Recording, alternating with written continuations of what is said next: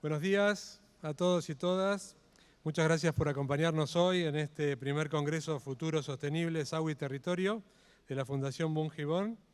Mi nombre es Miguel Pascual y soy el coordinador del Congreso. Oficiaré además como relator y moderador a lo largo de la jornada. Bueno, este Congreso está dedicado al tema agua, con un énfasis en las ciudades. Las presentaciones a continuación relatarán cómo nació el interés de la Fundación Bunge-Ibón en el tema de la sustentabilidad y en el tema particular del agua. Otras exposiciones después irán además presentando actividades específicas encaradas por la Fundación en el tema agua y sustentabilidad, entre las cuales se encuentra la organización de este Congreso. Las conferencias, por su parte, indagarán en el agua como bien esencial para el bienestar humano y en las oportunidades que el agua presenta para promover visiones más sustentables de los territorios en los que emplazamos nuestras ciudades, pero sin soslayar los desafíos inherentes a esa tarea. Confiamos en que en su conjunto las conferencias van a proponer una visión superadora y constructiva de nuestra conceptualización del agua y de cómo nos relacionamos con el agua como sociedad. Nuestros conferencistas son todos destacados profesionales, nos presentarán miradas desde múltiples enfoques disciplinares, pero quiero destacar que todos tienen algo en común, y es que todos ellos se mueven entre disciplinas científicas y además habitan esa compleja interfase entre la ciencia y la técnica y la gestión. Las uniones y conexiones entre disciplinas y entre ámbitos de trabajo esperamos que sirva como un hilo conductor a lo largo de esta jornada. Quiero agradecer a la Fundación por confiarme la coordinación de este Congreso, una tarea que ha sido placentera gracias al trabajo en conjunto con el staff, Victoria Huerta, Estanislao Pan, Teresa Blanco, Ezequiel Bajer, Luciana Placo, con la supervisión de Alejandra Candia, directora de proyectos, y con mis colegas Esteban Giovacci y Tomás Milani. Bueno, le cedo ahora la palabra al doctor Gerardo de la Paulera, director ejecutivo de la Fundación Bunge-Ibón, para que haga la apertura institucional del Congreso.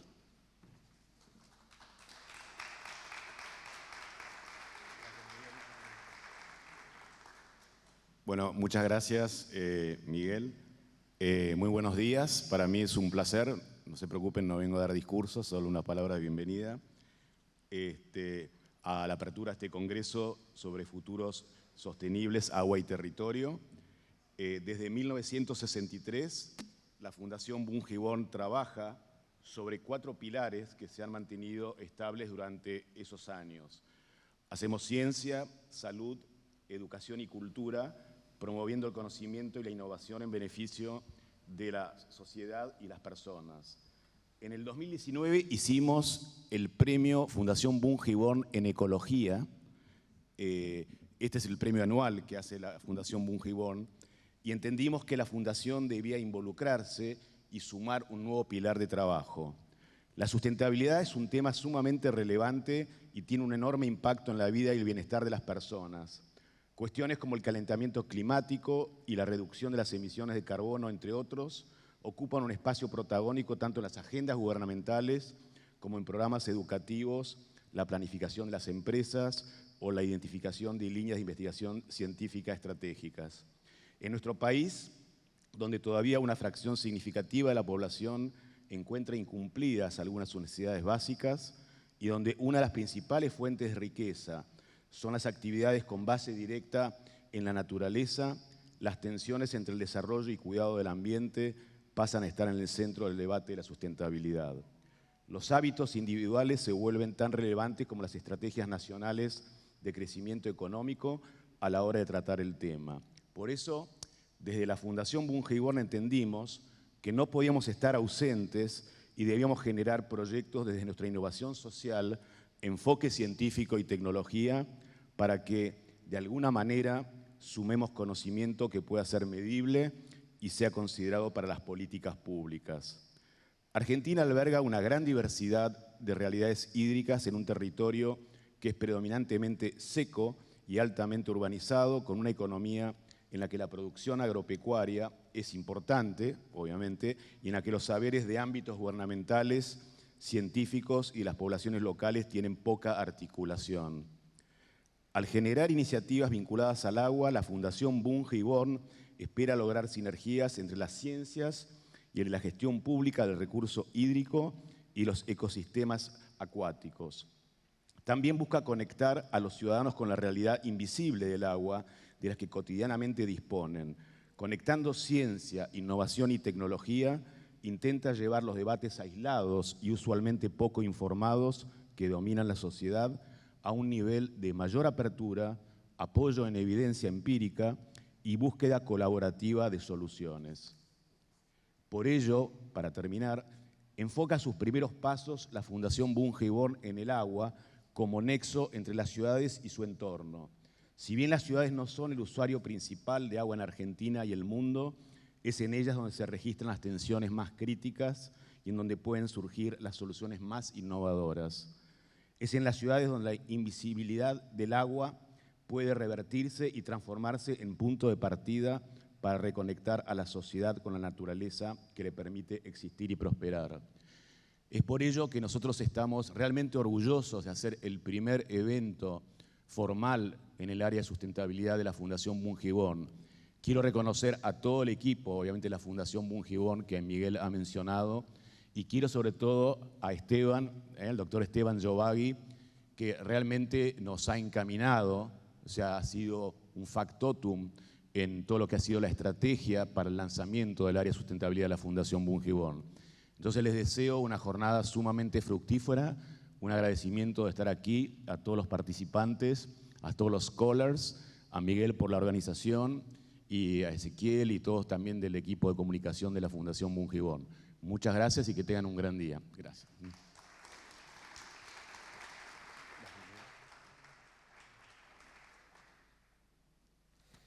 Bueno, muchas gracias Gerardo y nos preparamos entonces para la primera conferencia a cargo de Esteban Jovagui. Bueno, Esteban es una persona de la casa, recibido como ingeniero agrónomo en esta facultad. Recién nos contaba que sentado ahí en alguna de esas primeras filas escuchó su primer clase de la Facultad de Agronomía. Así que bueno, le vamos a poner una placa a alguna de esos bancos ahí. Hizo además un magíster en recursos naturales acá en la misma facultad y posteriormente se doctoró en ecología en la Universidad de Duke en Estados Unidos. Es investigador superior de CONICET en el Instituto de Matemática Aplicada en la Universidad de San Luis, donde dirige el grupo de estudios ambientales que él creara allá por el 2004, Esteban, creo, sí, o alrededor de eso. Es además miembro del panel asesor del Instituto Sudamericano para Estudios sobre Resiliencia y Sostenibilidad, SARAS, en Uruguay, donde también sirvió como director interino, y es profesor adjunto ad honorem en la carrera de Ciencias Ambientales de esta facultad y fellow de la Fundación Bunge Born.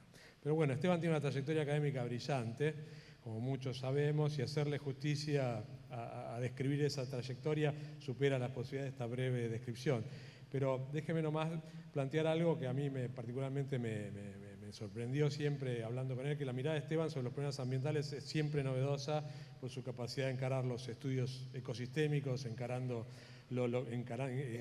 lo local con lo regional, con lo territorial e incluso proyectándolo globalmente, por su capacidad de relacionar de forma muy creativa los procesos del agua y del suelo, y por también enmarcar lo biofísico en clave socioambiental. Así que por esta razón nos pareció muy oportuno pedirle a Esteban que abriera esta serie de conferencias de este congreso con su conferencia que se titula Comprendiendo el continuo territorio agua-ciudad, un tejido de muchos hilos y muchos talles. Gracias, Miguel. Bueno. Dale, perfecto. Gracias. Bueno, la verdad que es una alegría estar con ustedes. Muchísimos de los que están acá ya vienen involucrándose en todo este proceso de abrir esta línea relacionada a la sustentabilidad y al agua en la Fundación, que tiene además como partner muy fuerte por distintos caminos al CONICET. Y quería destacar eso primero, que por distintas avenidas, incluso en muchos de los proyectos que van a ver después, el CONICET ha intervenido en esta nueva línea. La visión de la Fundación, Jerry habló de esto y le agradezco por la presentación, contribuir al bienestar de las personas. Vamos a poner a las personas en el foco de la sustentabilidad ahora, que no es la única forma de ver el futuro de este planeta, pero es donde se enfoca la Fundación y elegimos el agua por muchas razones, pero tal vez la que a mí me gustaría más destacar de todas es lo irrespetuosa que es el agua metiéndose en terrenos de saberes distintos, por suerte, y forzándonos desde la medicina hasta el urbanismo, desde la ecología hasta la ingeniería, a conectar saberes, cosa que no nos sale muy bien muchas veces, y por eso está este programa. Y la otra cosa que quiero destacar es el papel de las ciudades. Jerry lo mencionó. Las ciudades no son el usuario número uno de agua en este mundo, pero son el centro de la acción de casi todas las cosas que pasan y las que pasarán. Si miramos el agua encontramos muchos problemas, pero unos que caracterizan especialmente al agua en Argentina son la desigualdad, que nos caracteriza en un montón de cosas, también nos caracteriza en el agua. La invisibilidad del agua, esa cultura urbana, esa vida urbana ha perdido de vista de dónde viene y a dónde va el agua y todos sus procesos asociados. Y lo último que les quiero mencionar ahí es esa idea de gobernanza opaca, que es el opuesto de transparente. Es difícil saber quiénes, de qué manera y bajo qué criterios deciden qué le pasa al agua. No solamente por mala intención, sino por la complejidad y fragmentación que tiene la gobernanza del agua. ¿Qué se propone la Fundación? Esto es la propuesta de máxima que tenemos hoy, que es cubrir esas tres esquinas que son acciones muy concretas que ocurren dentro de la Fundación. Además de los proyectos que podamos financiar, la Fundación incuba trabajo en análisis geográficos del agua, en monitorear crisis hídricas, lo vamos a ver ahora en la presentación. Quisiera, todavía no lo hace, pero tiene un experto hoy conversando con nosotros, arrancar conciencia ciudadana y alimentar con eso, para la comunicación, narrativas que nos ayuden a entender mejor cómo es el agua en las ciudades y a ser más sustentables. Para eso está la plataforma Aguas Claras y para eso nos apoyamos en una primera generación de 8 proyectos que van a ver a lo largo del día de hoy. Bueno, esta es solamente mi introducción de por qué estamos acá y qué es esto del programa Aguas Claras de la Fundación. Vamos a la presentación. A mí al menos me resulta muy útil pensar en el agua de esta forma, como un tejido. En realidad pensar el territorio como un tejido. Y en ese tejido, a medida que nos urbanizamos, la acción se concentra en nodos, como lo hizo esta artesana en este tejido, donde tienen esos aros en donde se conectan hilos. Los hilos tienen muchos colores. Pueden ser muchos bienes o servicios o contribuciones que nos da la naturaleza. Pero el tejido del agua, además de tener muchos hilos, tiene muchos talles. Y cambia de talle según cómo lo miremos. Para llevarlos al territorio más concreto, imaginemos un pedazo de territorio. Y en ese territorio hay una sociedad. Y en ese territorio hay servicios que esa sociedad demanda en relación al agua. Les voy a mencionar algunos. La provisión de agua, obviamente, pero también la regulación de daños. No queremos que el agua nos cause daños. Queremos que el agua procese nuestros desechos, o por lo menos que se los lleve lejos y no nos molesten. Queremos pescar, cazar, queremos usarla para el transporte. Pedimos que ese agua nos entregue energía por su gradiente de elevación.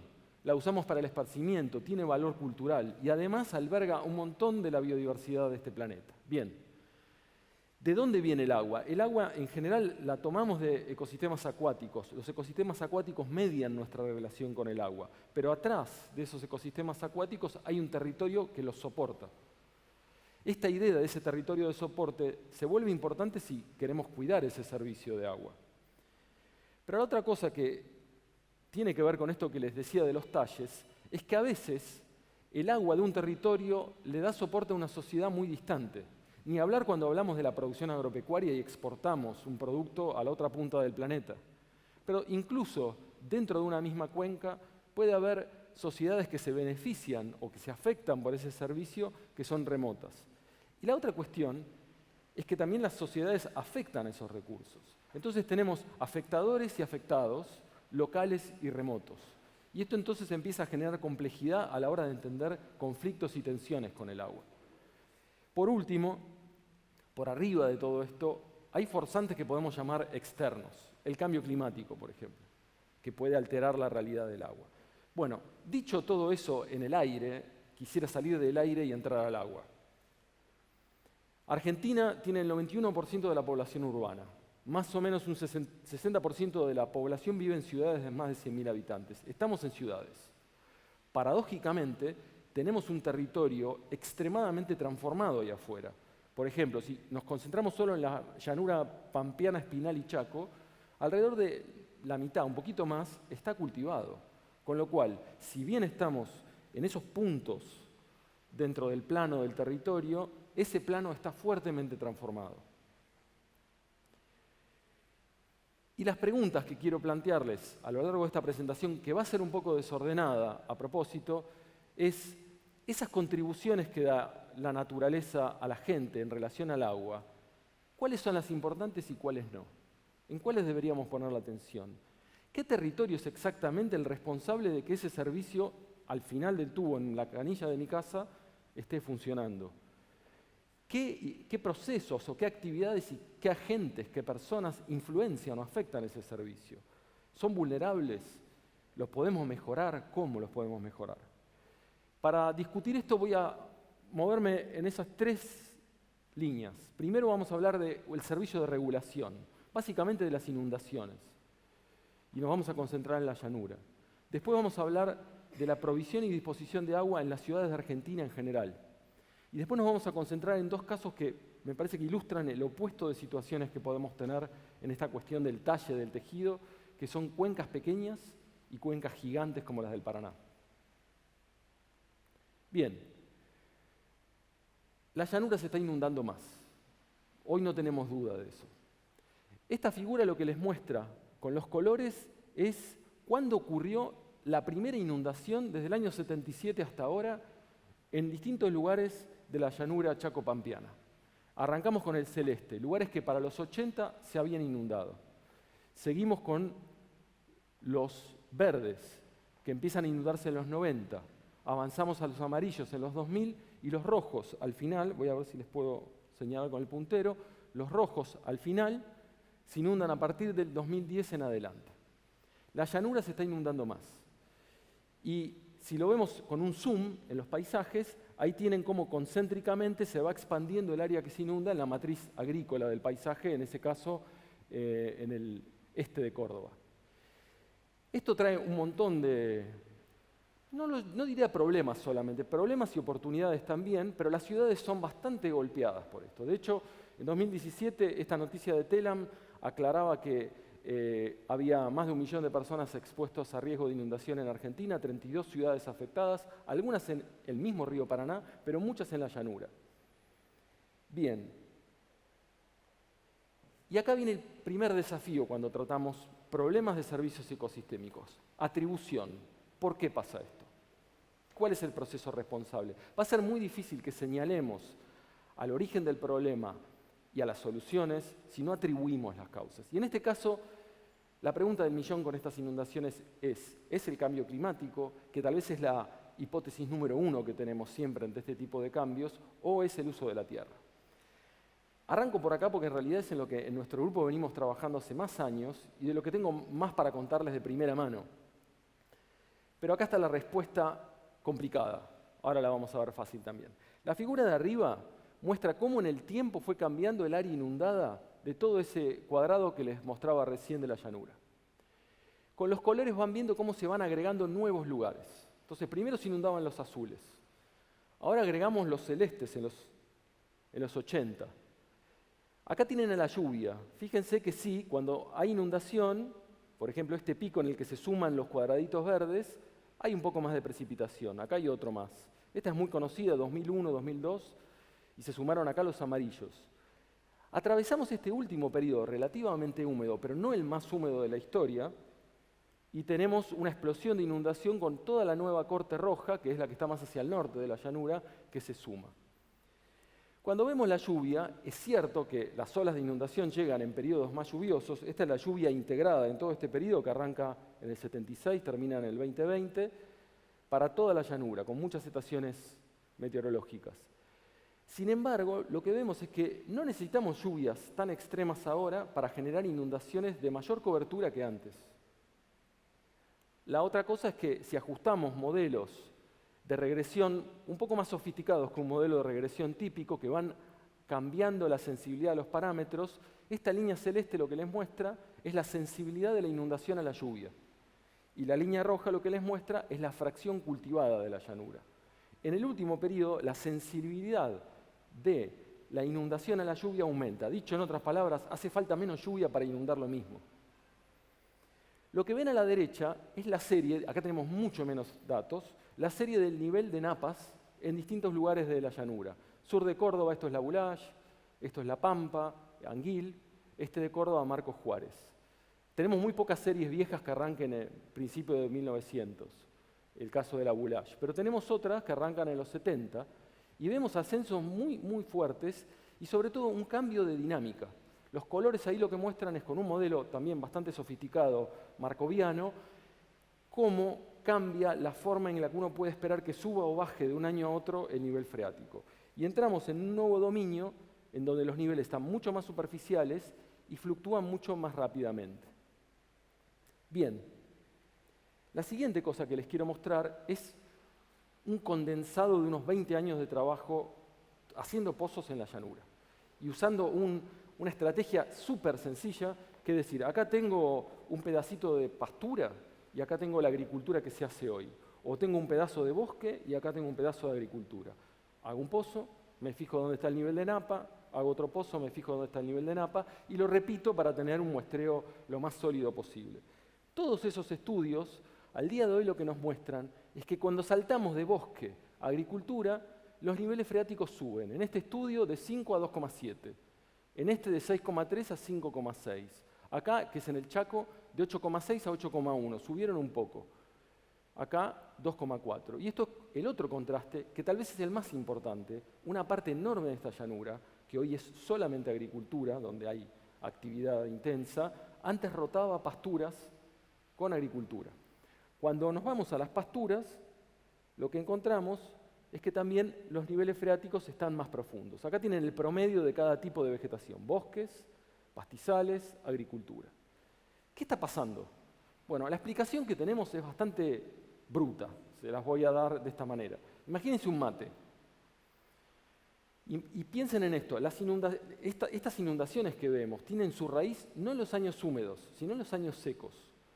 Ese mate, cuando chupamos, lo que sería un año seco, se vacía completamente porque la bombilla llega al fondo. Ahora les propongo que hagan el experimento de llevar la bombilla a la mitad del mate. ¿Qué va a pasar? Los mates van a ser más cortitos, ¿sí? Y cuando quieran cebar el mate, si usan la misma cantidad de agua que usaban antes, el mate va a rebalsar, porque lo vaciaron solo hasta la mitad. Las raíces de los cultivos alcanzan más o menos 2 metros. Sabemos hoy por mediciones directas que las raíces de alfalfa perfectamente pueden llegar a 6 o 7 metros y las de los montes nativos de Argentina por lo menos a 10 metros de profundidad. Entonces movimos la bombilla y eso hace que aún en años secos no podamos deprimir los niveles y por eso Marcos Juárez, Anguil mantenían esos niveles tan altos. Bien, el otro concepto que quiero traer. ¿Cómo seguimos con esto? Acá se plantea otra cosa interesante con el agua, que es la simetría. Entendemos hoy que la agricultura afectó principalmente este cambio. Fue más importante que los sistemas ganaderos o los sistemas naturales regulando o generando este nuevo estado hidrológico. ¿Quiénes se ven afectados? Bueno, paradójicamente, la agricultura es de los sectores que menos sufre con esto, porque esas napas freáticas muy cercanas a la superficie han blindado a la agricultura en años de sequía. Le han dado agua que antes no tenía para acceder. De hecho, se beneficia más la agricultura de quien alquila, que se puede ir moviendo por el lugar, que la agricultura de quien está fijo a su lote propio. Afecta más a la ganadería y, por supuesto, mucho más a la logística. El acopio, por ejemplo, es uno de los primeros que ha medido niveles freáticos, porque afectaba a los silos y los centros urbanos.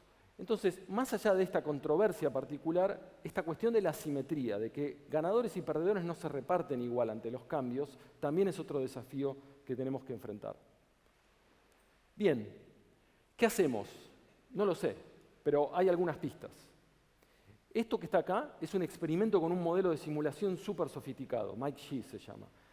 Esa que está acá es la famosa laguna La Picasa, es la parte alta de la cuenca del río Salado, y cada uno de esos cuadraditos en el modelo tiene un experimento de meter una pastura de alfalfa de 9 por 9 kilómetros. Lo que provoca eso es un descenso del nivel freático que se contagia a las zonas vecinas. ¿Podríamos en una ciudad hacer algo parecido y evitar inundación de esa manera?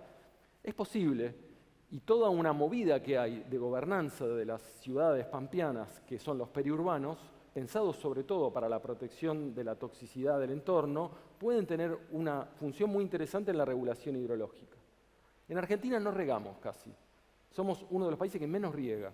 El riego, si bien causa un montón de otras presiones y tensiones, puede ayudar a regular la hidrología. De hecho, la inundación nuestra es el opuesto de lo que pasa, por ejemplo, en Texas, si comparan con Santiago del Estero, donde los humedales se secan por el riego. Y lo último, ¿cómo medimos la sustentabilidad? La huella hídrica de una ganadería hecha en Arabia Saudita, vamos a mencionar ese país, y hecha en la región pampeana, usando aguas que tienen muy distinto valor, ¿puede ser la misma? La definición de sustentabilidad, cuando hablamos de agua, debería tener una fuerte base en el contexto local. Bien, vayámonos de ciudades, no hablé casi de ninguna ciudad más que de puntos abstractos en esa llanura, y vamos a las ciudades de Argentina. Lo que les quiero mostrar acá es un esfuerzo de muchísima gente a partir de nuclearnos en Remacua, que es una red del CONICET, que tiene una rareza muy interesante y buena a mi modo de ver, que es que nuclea el CONICET con el Ministerio de Ambiente. Y básicamente lo que le pide a la ciencia es que apoye a la gestión en la búsqueda de soluciones basadas en naturaleza para las cuestiones de agua.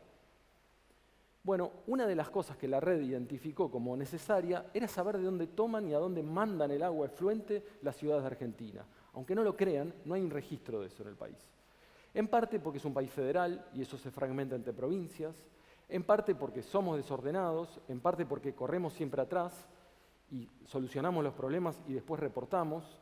La cuestión es que en un esfuerzo de 15 personas salimos a buscar reportes oficiales, encontramos pocos, reportes académicos, recurrimos a los medios periodísticos y finalmente a expertos locales y pasamos muchísimas horas investigador mirando Google Earth para identificar los puntos de toma y de vertido de cada ciudad. Bien, ese es el mapa. Lo que ven acá es de dónde toman el agua las ciudades de Argentina. Y hay varias familias muy definidas. Esto es grandes ríos, el Paraná, el Uruguay, el Iguazú, el Uruguay. La cuenca de esos ríos se estira hacia afuera porque los acueductos llevan agua a localidades distantes de esos ríos. Después tenemos toda la llanura de la que les hablaba antes, que recurre fundamentalmente al agua subterránea, son los amarillos. Y una realidad muy distinta en el oeste de Argentina, en donde recurrimos a cuencas 100% internas, desde cuencas grandes como el Río Negro a cuencas pequeñísimas que tenemos, por ejemplo, en las sierras en distintos lugares del centro de Argentina. Ahora lo vamos a ver. Lo que ven a la derecha es, si tomamos en población de estas ciudades, cuáles son las fuentes y cuáles son los destinos del agua. Los grandes ríos son la fuente favorita, la mayor cantidad de gente se abastece de los grandes ríos, no lo son en cambio como destino de efluentes, porque trasvasamos mucha del agua que tomamos de grandes ríos a ríos y arroyos o posiblemente a la freática porque llega a hogares que no tienen cobertura de cloacas y probablemente la eliminan en pozos ciegos. El agua subterránea es fundamental como recurso, no es un destino tan importante de los efluentes conducidos por redes públicas, pero lo es cuando no hay cobertura. Bien, esto es otra de las cosas que quiere hacer la Fundación. El trabajo que hizo esta red de Remacua lo toma la Fundación y estamos trabajando en generar un mapa. Tienen una versión beta de ese mapa online, que es el mapa Aguas Claras, donde uno puede visualizar esto. Y en el futuro lo que quisiéramos es que colaborativamente se pueda fortalecer esta información con el conocimiento local. Entonces, tercer cosa que quiero traer grande, el área de soporte. ¿Cuál es? Y bueno, tenemos desde cuencas muy chiquititas a cuencas gigantes. De hecho, la cuenca del Paraná, el grueso del agua no viene de Argentina. Y es el grueso del agua que consumimos en Argentina. Las ciudades reconfiguran las cuencas. Tal vez un ejemplo, el más paradigmático es Santa Rosa, capital de La Pampa, que trae el agua desde mucho más al sur de la cuenca del río Colorado y la lleva 200 kilómetros al norte hasta otra ciudad y la dispone después ahí, generando un trasvase enorme. Y la interacción entre ciudades. De nuevo, el Paraná es el ejemplo mejor, tal vez, con muchas ciudades encadenadas, tirando afluentes y captando agua en el mismo curso. Vamos a comparar dos realidades contrastantes. Los quiero traer, por un lado, al centro de Argentina, donde tenemos muchas ciudades que dependen de cuencas internas y pequeñas. Córdoba, es el caso de La Rioja, que la comparte con agua subterránea, Catamarca y San Luis. Y el caso de las ciudades que dependen del Paraná. Vamos a empezar por las cuencas serranas. Córdoba. No les estoy mostrando agua, les estoy mostrando fuego, ahora van a ver por qué. Esta ciudad depende de cuencas relativamente pequeñas que están en esas serranías que están un poquito más al oeste del emplazamiento de nuestra segunda ciudad en población. Esta es la ciudad y se abastece de dos cuencas que, como pasa en la mayoría de los casos de las ciudades que dependen de cuencas pequeñas internas, están mediadas por embalses. El embalse del dique San Roque, los molinos acá, el río Primero, el río Segundo. Estas aguas se originan, el grueso de la producción de agua del territorio, en cuencas serranas que tienen este aspecto. Entran al centro urbano, de estos dos ríos, 30%, 70% provee este río de acá, y todo el efluente de esta ciudad, que no es el de toda la población, porque no todos están conectados a la red, pero es alto, más del 70%, termina en el río Primero, que, interesante, al final del tubo, es una cuenca endorreica, termina en uno de nuestros más grandes humedales, Mar Chiquita, declarado Parque Nacional recientemente, Ancenusa. Este documental relata este lado de la historia, los efluentes y la destrucción de un río. Pero lo que quiero destacar acá es la presión que tiene el agua en una ciudad como esta. Por metro cúbico segundo, que es como medimos el caudal de un río, o sea, imagínense un cubo de un metro por segundo pasando, ¿cuánta gente hay arriba subida a eso? Consumiendo y tirando efluentes. 61.000 para la provisión, 81.000 para los efluentes. Es el caso de los niveles de presión más altos de la Argentina. Y ese territorio de soporte, ahí arriba en la sierra, está sujeto a procesos que lo afectan, a personas que intervienen y cambian la dinámica del agua. Y lo que les quiero mostrar en esas fotos es trabajo de colegas que están en el INVIVE en Córdoba. Son una cosa que usamos mucho los ecólogos, que es los bordes de alambrado, sugiriendo que la mano humana es la que generó esos cambios. Fíjense, acá hay un bosque de polilepis, acá no está. Acá hay pastos altos, acá hay pastos cortos. Acá hay suelo y pasto y acá hay roca. El manejo en estas sierras puede cambiar muchísimo la vegetación, los ecosistemas y la forma en la que circula el agua. Y les quiero dar el ejemplo de lo que hace el fuego, por ejemplo, que es un poco contraintuitivo. En este trabajo de Ana Cingolani, María Poca y otros colaboradores, en pequeñas cuencas midieron caudal muy sistemáticamente. En un proyecto que no tenía nada que ver con el fuego, pero vino un incendio y quemó una parte de esas cuencas. Y lo que hicieron fue ver cómo evolucionaban las quemadas contra las no quemadas. Y una de las cosas que pasa cuando uno quema es que al año siguiente hay un rebrote fuertísimo y se pone muy verde la vegetación. Y eso significa que consume más agua. El caudal de los arroyos quemados, en la parte más crítica del año, que es la estación seca, cayó 30 a 48%. Digo esto solamente como un ejemplo de que no está la montaña ahí entregando agua a la buena de Dios, digámoslo. La intervención, sabiéndolo o no, de nuestras actividades en ese lugar puede cambiar el flujo de agua. Y esto, discúlpenme que se distorsionó la imagen, es simplemente destacarles, gracias a un dato increíble que tiene Córdoba, que es el valor de la tierra en cada píxel de la provincia, que las tierras que generan agua, acá está la ciudad de Córdoba, estas son las cuencas proveedoras de agua, son las tierras más baratas de la provincia. Valores que son del orden de 10 a 20 veces más bajos que lo que tiene la llanura agrícola y 100 a 200 veces más bajo de lo que vale la tierra urbana. Es barata esa tierra, podríamos comprar todo el agua. La provincia de Córdoba no la compró, pero declaró reserva junto con Nación, con un parque nacional, una gran parte de esa superficie. Pero miren esto, cuando uno depende de una cuenca pequeña, hace un dique para almacenar agua. Cuando hace un dique, genera un lugar atractivo para la gente. La gente quiere ir a pasear ahí, quiere instalarse. Marcelo, que está por acá, vive muy cerca del dique en Carlos Paz, del dique San Roque, empezamos a generar una presión sobre ese almacén de agua, por ejemplo, de este tipo, vertidos de efluentes que generan floraciones algales que deterioran la calidad de agua.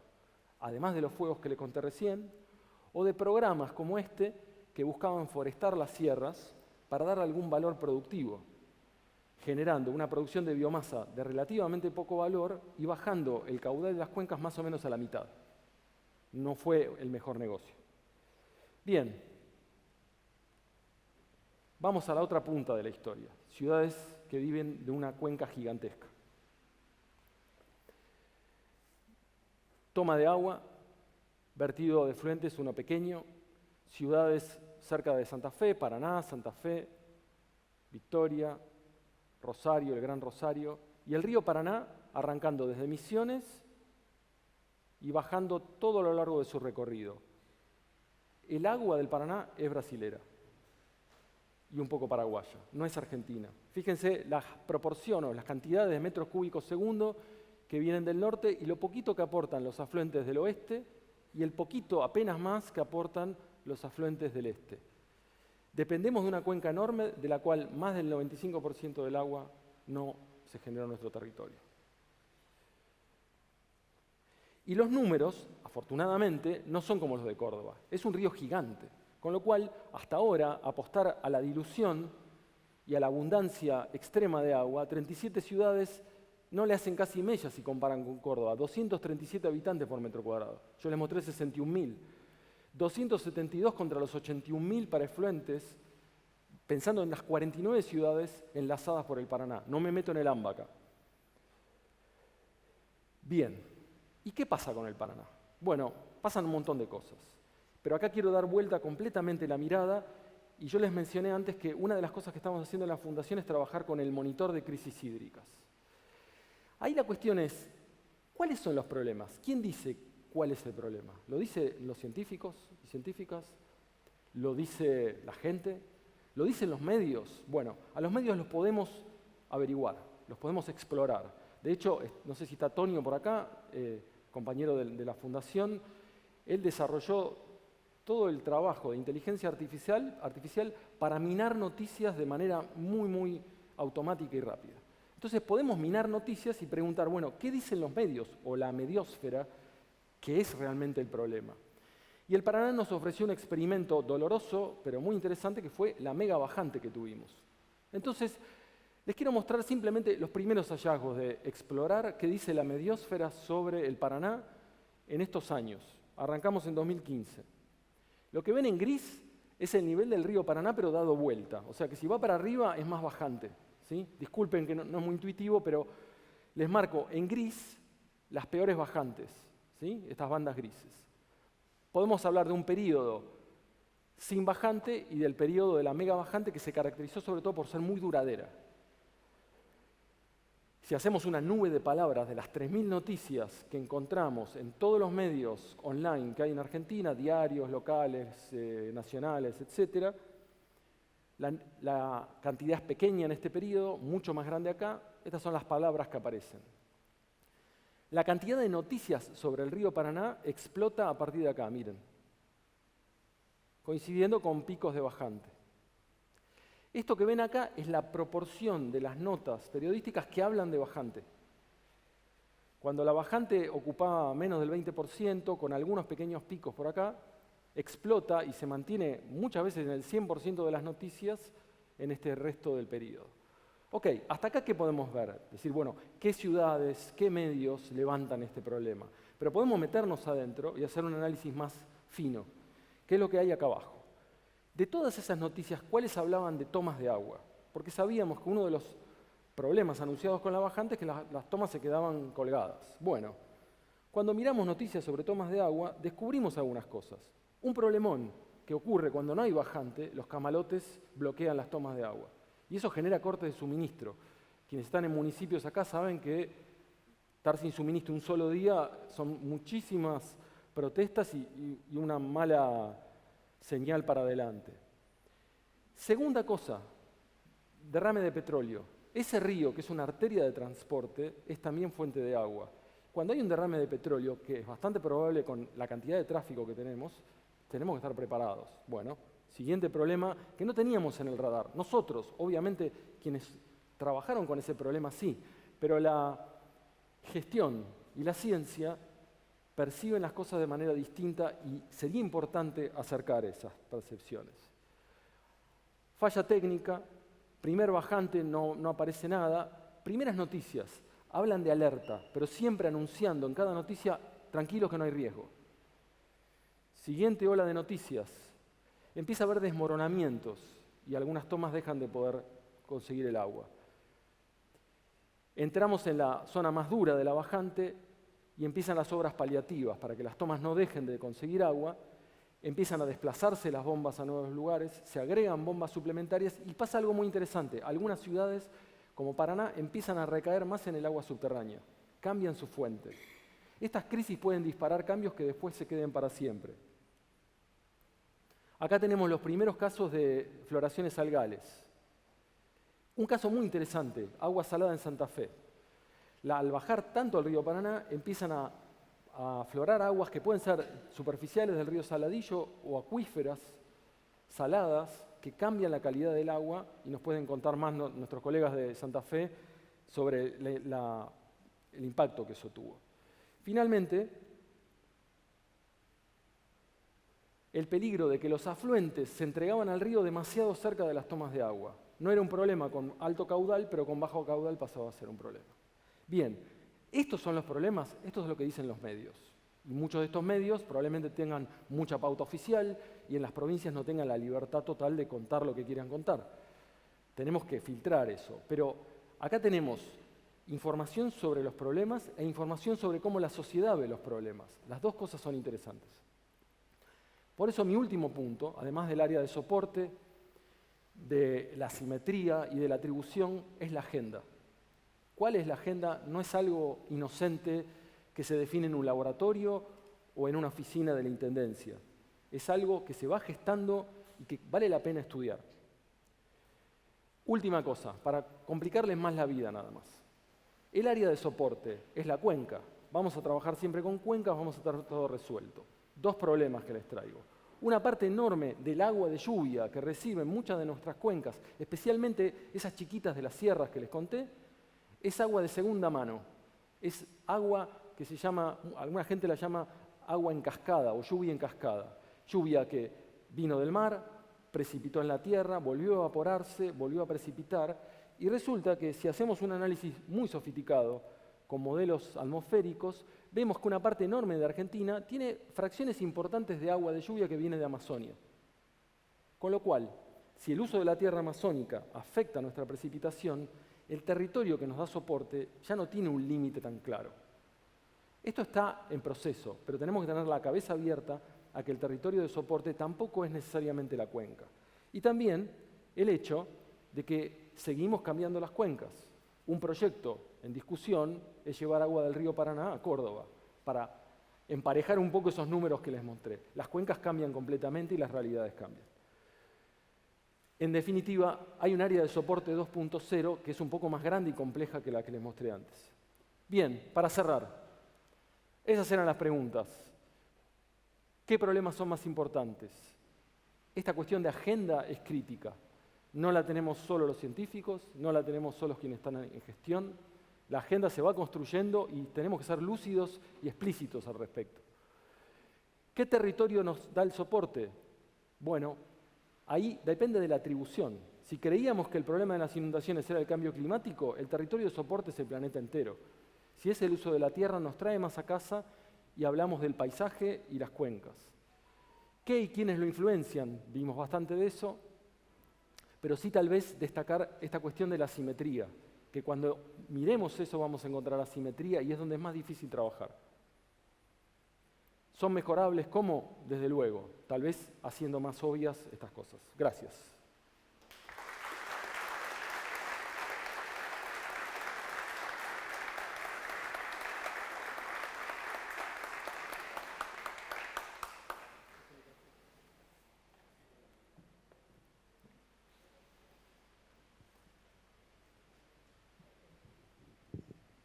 Hola, hola. Bueno, muchísimas gracias, Esteban. Tenemos tiempo para preguntas. algo por ahí.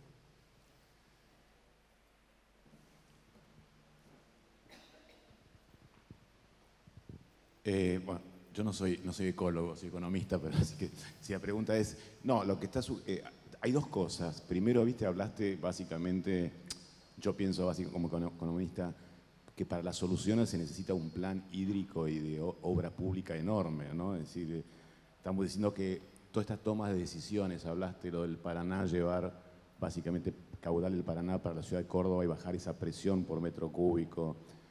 Es decir, que tu intuición es que hace falta hacer muchísimo como un plan integrado, ¿no? De alguna manera el manejo de estos recursos hídricos, ¿no? Es decir, ese es el primer punto, es decir, que hay obras que son importantes que se deberían hacer. Primera pregunta si es así, ¿no? Como esta la que acaba de decir.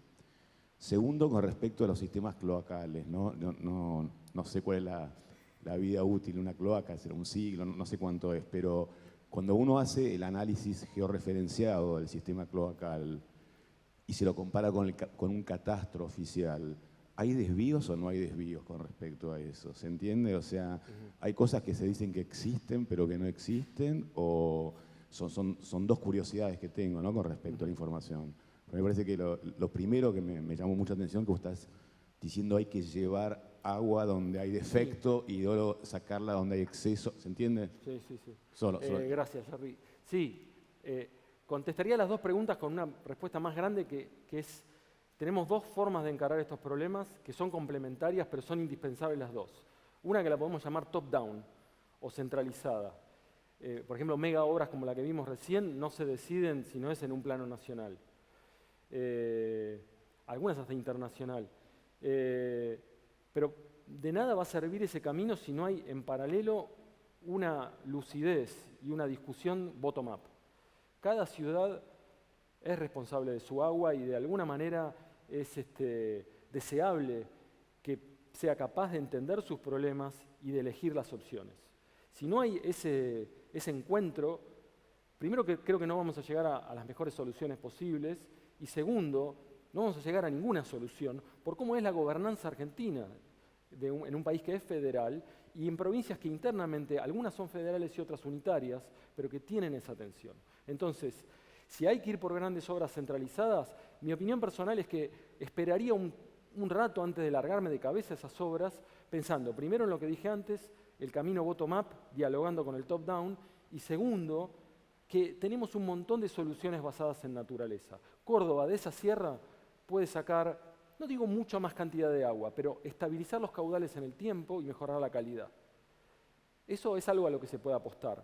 ¿Va a bancarse una ciudad con el doble de población? No, va a haber que buscar otras soluciones. Pero tal vez salir corriendo al trasvase de cuencas no es la mejor solución. Entonces sí, y respecto a las redes cloacales y a la información, lo que encontramos es que hay mucha más información sobre la provisión que sobre las cloacas. Y que según las provincias y según los municipios, a veces no hay ninguna información, ni los mismos funcionarios saben bien cómo es toda la red, y el trabajo de detective dentro de las imágenes y las noticias nos ayudó mucho. Esto arranca, y la idea es que no es un mensaje oficial, esto es así, sino una primera plataforma en la que esperamos que la gente agregue información. Bien, ¿alguna otra pregunta? Allá atrás hay algo.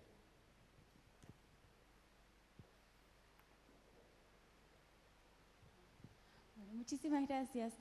Mi pregunta está relacionada un poco con lo que preguntaban sobre horas de ingeniería y tiene que ver con esta relación urbano-rural en relación al agua. Yo estoy haciendo una maestría en cambio climático y estoy estudiando Argentina y Francia y allá hay un proyecto piloto que se llama OCAPI que tiene que ver con recolección, digamos, en lugares donde hay sequía, digamos, que es un problema que afecta mucho a Francia y que afecta a regiones de Argentina, por ejemplo, Mendoza, etcétera, pero que eventualmente se puede agrandar, que tiene que ver con recolección de orina en origen y producción de fertilizantes a partir de, digamos, de esos efluentes y, digamos, que cambia un poco la lógica de lo que estamos acostumbrados al manejo de efluentes, es decir, implica una obra de infraestructura en las nuevas construcciones en principio, pero eso permite como un ciclo biogeoquímico entre lo urbano y lo urbano virtuoso, que además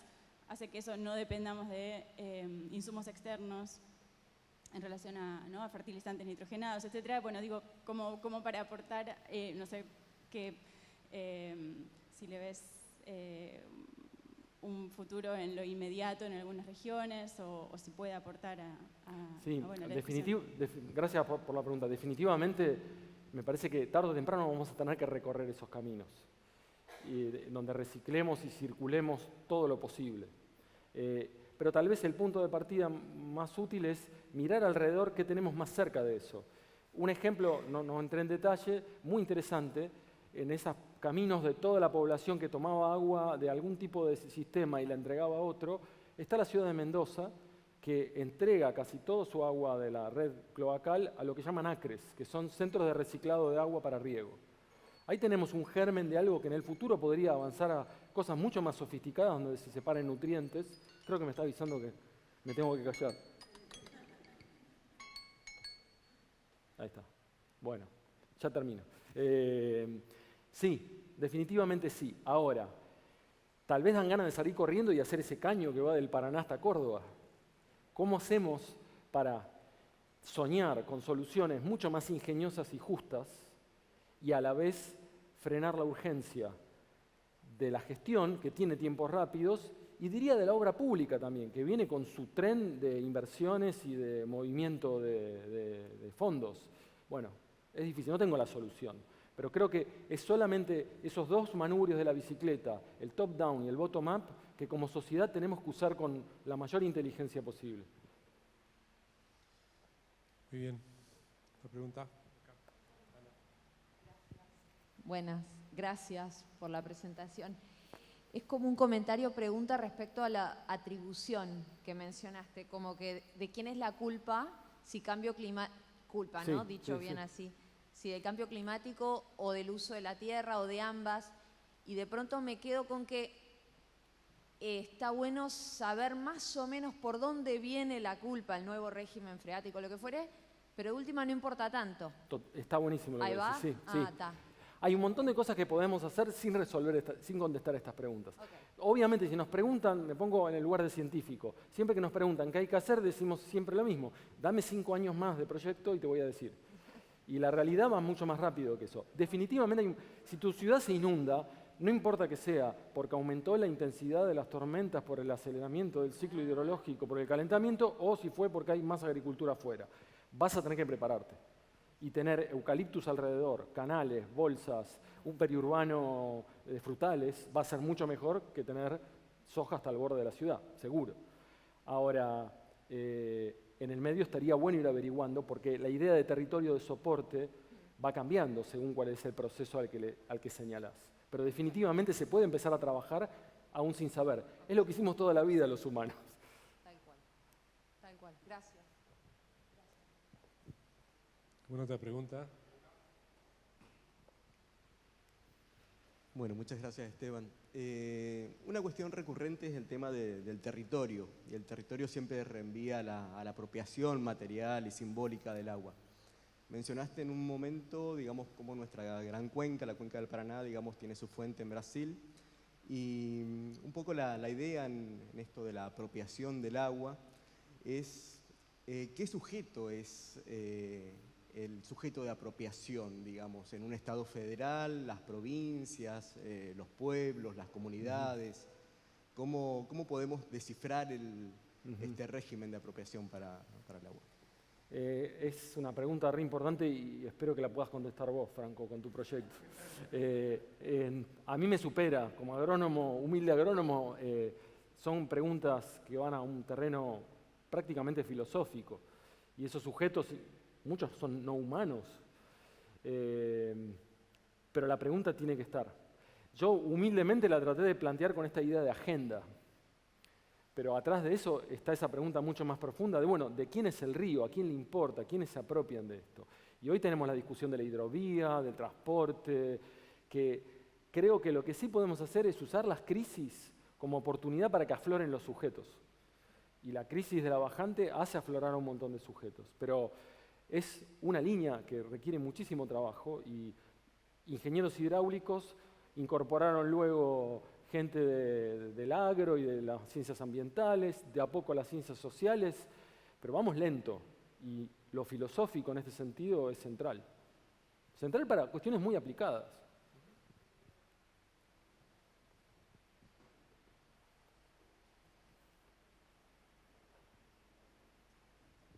Hola, buen día, ¿cómo estás? Hola.